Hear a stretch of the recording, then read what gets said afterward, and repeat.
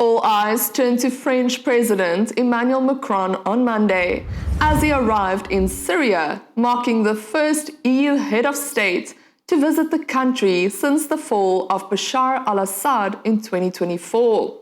Syria's Foreign Minister Assad al-Shaibani welcomed Macron at the Damascus International Airport. Topics of discussion focused on Syria's reconstruction, with regional stability also in focus. And earlier today, in the vicinity of where Macron was staying, at least 2 blasts occurred in a busy area when explosive devices detonated. 4 people were wounded, but the French head of state was not at the hotel when the incident took place. No group has claimed responsibility for the attack, with further information regarding the incident still to be disclosed. Macron is en route to Turkey from Syria, where he will attend the NATO summit kicking off today.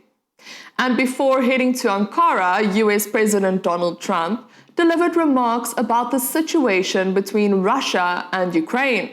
He emphasized the number of lives that's continually lost due to the war, and stated that both Russian President Vladimir Putin and Ukrainian President Volodymyr Zelensky want the war to end. Mr. President, Vladimir Putin, shortly after speaking to you on July 4th, struck Kyiv and killed innocent civilians. Why isn't he feeling any pressure after speaking with you? Well, I think he does feel pressure. He wants to end it, and Ukraine wants to end it, and we're in talks, and we'll see if we can get it ended. It's a terrible thing.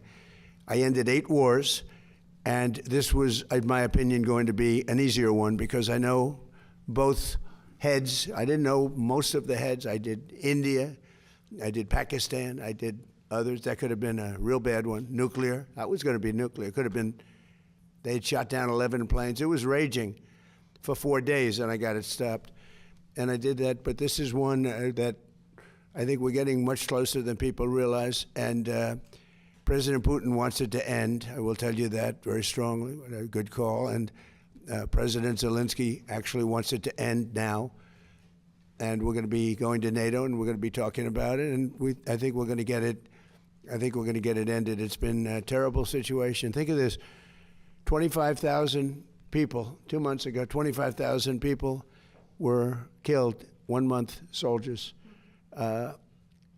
Last month set the record. 36,000 people were killed in 1 month. Young soldiers, they go off to war and they're dead before the first weekends. But this is really horrible. So I had a very good call, and I think we're getting close to getting it done. Before the official opening of the NATO summit, the Secretary-General Mark Rutte held a pre-summit press conference wherein he stated that significant progress was made since the 2025 summit in The Hague, where allies committed to investing 5% of GDP in defense by 2035. The main agenda of this annual event is for all 32 member countries to review progress made on increased defense investments, to discuss fairer distribution of responsibilities within the alliance, and support for Ukraine. We are meeting here in Ankara 1 year after NATO leaders gathered for our summit in The Hague, where allies made historic commitments. They agreed on the urgency of making our alliance stronger because of the dangerous world we face. They committed to invest 5% of GDP in defense by 2035. And now, just 1 year later, we already see transformational progress. Here in Ankara, I expect nations to present clear, concrete and credible plans to reach that 5% goal. European allies and Canada are now on a trajectory to equalize the defense spending with the United States. And not just that, they are taking on more leadership within NATO's command and control structure, stepping up on conventional defense, on efforts to bolster our deterrence and defense, including along the entire eastern flank in the Baltic region and the Arctic, and spearheading support to Ukraine. All of this is evidence of a real shift in mindset. A stronger Europe in a stronger NATO. The investment is there. And now we need to ensure that we are translating our economic might into military capabilities. So that's the overview of our agenda for the summit here in Ankara.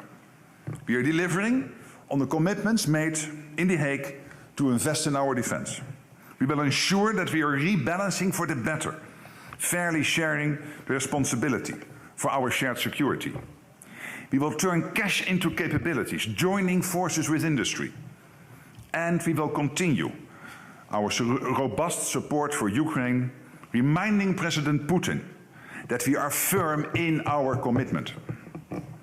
Over the next 2 days, the 32 allies, along with partners from Ukraine, the European Union, the Indo-Pacific and the Gulf, will gather to ensure that NATO continues to deliver.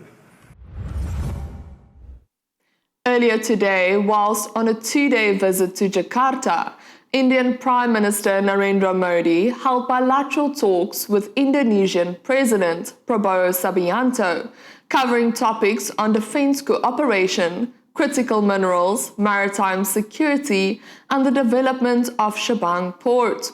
The two countries signed a landmark defense agreement, which includes the supply of BrahMos supersonic cruise missiles and Astra Beyond Visual Range air-to-air missiles to the Indonesian military.